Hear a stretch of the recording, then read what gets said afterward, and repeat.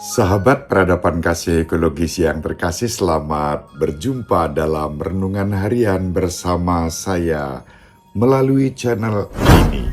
Semoga panjenengan selalu sehat, tetap semangat tanpa sambat, dan selalu bahagia kebahagiaan yang bersumber dari Tuhan Allah kita.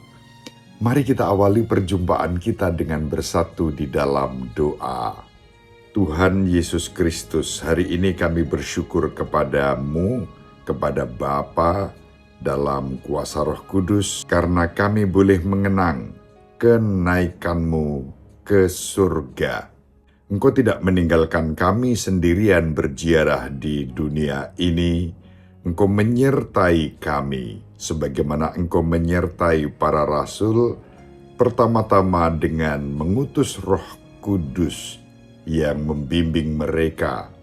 Dan di saat mereka harus kembali ke Yerusalem menantikan kedatangan Roh Kudus, sesaat setelah kenaikan-Mu ke surga, mereka berdoa bersama Bunda Maria untuk menantikan dan menyambut Roh Kudus pada hari raya Pentakosta.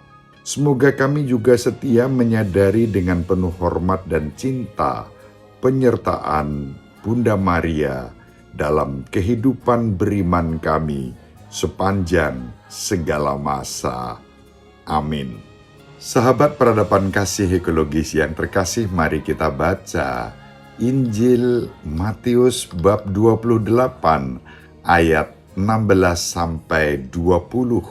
Sesudah bangkit dari antara orang mati, ke-11 murid berangkat ke Galilea, ke bukit yang telah ditunjukkan Yesus kepada mereka.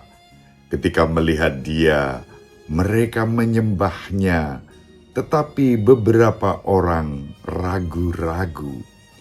Yesus mendekati mereka dan berkata, "Kepadaku telah diberikan segala kuasa di surga dan di bumi. Karena itu pergilah, jadikanlah semua bangsa muridku, dan baptislah mereka dalam nama Bapa dan Anak dan Roh Kudus, dan ajarlah mereka melakukan segala sesuatu yang telah kuperintahkan kepadamu. Dan ketahuilah, aku menyertai kamu senantiasa sampai kepada akhir zaman." Demikianlah sabda Tuhan. Terpujilah Kristus.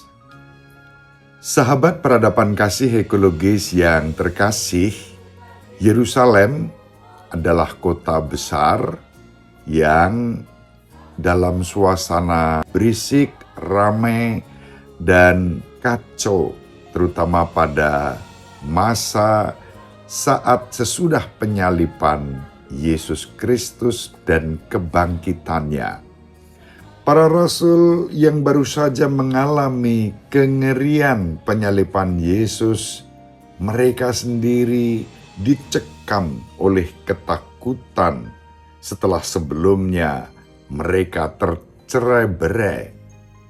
Meski kemudian mereka kembali berkumpul di Yerusalem, namun dengan suasana takut yang mencekam, di tempat yang pintu-pintu dan jendelanya terkunci rapat.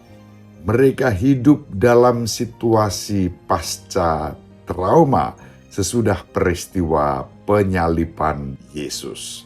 Sahabat peradaban kasih ekologis yang terkasih, pada titik terendah ini Yesus hadir dan mengundang mereka untuk menemuinya di Galilea, satu wilayah yang tenang, teduh, damai, indah, dan penuh keberagaman. Sebab di Galilea berkumpul segala macam suku bangsa, berbeda dengan Yerusalem. Untuk itu, mereka harus menempuh perjalanan 2 hingga 3 hari dengan berjalan kaki dari Yerusalem ke Galilea.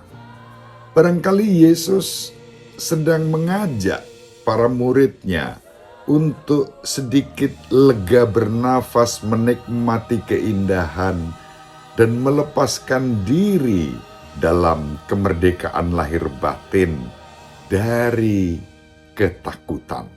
Dikatakan sesudah berjumpa Yesus, beberapa dari mereka menyembahnya, namun yang lain masih dicekam keraguan.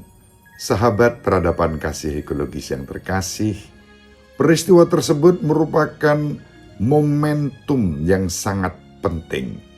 Tuhan Yesus Kristus memberikan kepada para rasul amanat agung.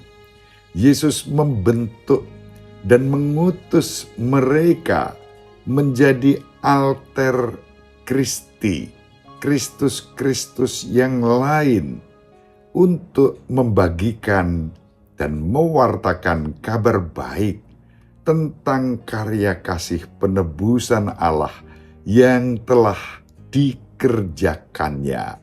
Mereka diutus ke seluruh dunia dan mereka melakukannya. Bagaimana mereka begitu efektif melakukan tugas perutusan itu hingga warisan ajaran para rasul dapat bertahan hingga saat ini melalui para penerus dan penggantinya. Bukan hanya saat ini, tetapi sampai selama-lamanya. Salah satu jawabannya adalah mereka kembali ke Yerusalem, bergabung dengan Bunda Maria, dan mereka berdoa menantikan kedatangan Roh Kudus.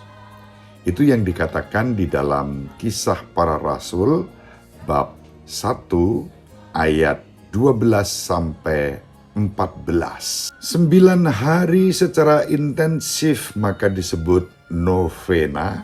Mereka bersatu di dalam doa menantikan kedatangan Roh Kudus bersama Bunda Maria hingga saat Pentakosta terjadi, yakni saat Roh Kudus dicurahkan kepada mereka dan mereka mendapatkan kekuatan baru, membuka pintu-pintu dan jendela yang terkunci untuk dengan lantang mewartakan kebenaran Yesus Kristus yang telah menjadi juru selamat dunia. Sahabat peradaban kasih ekologis yang terkasih, kita dipanggil untuk mengikuti teladan mereka yang dengan rendah hati dan penuh syukur, namun kuat dalam ketekunan, berdoa bersama Bunda Maria, menantikan kedatangan Roh Kudus yang dicurahkan kepada kita. Saat Yesus Kristus memenuhi kita dengan Roh Kudus-Nya dan menjadi kekuatan kita, kita dimampukan menjadi Kristus-Kristus sejati lainnya dan pewarta kasih sejati kerajaan Kristus dengan sikap hormat kepada Bunda Perawan Tersuci Santa Maria. Inilah yang kita hayati sebagai putri-putra Bapa dalam iman kepada Tuhan kita Yesus Kristus, dalam bimbingan Roh Kudus, dan bersama Bunda Maria, Bunda Gereja, Bunda kita. Ibu Maria selalu mendoakan kita, Bapak Yusuf merestui kita dengan keheningannya.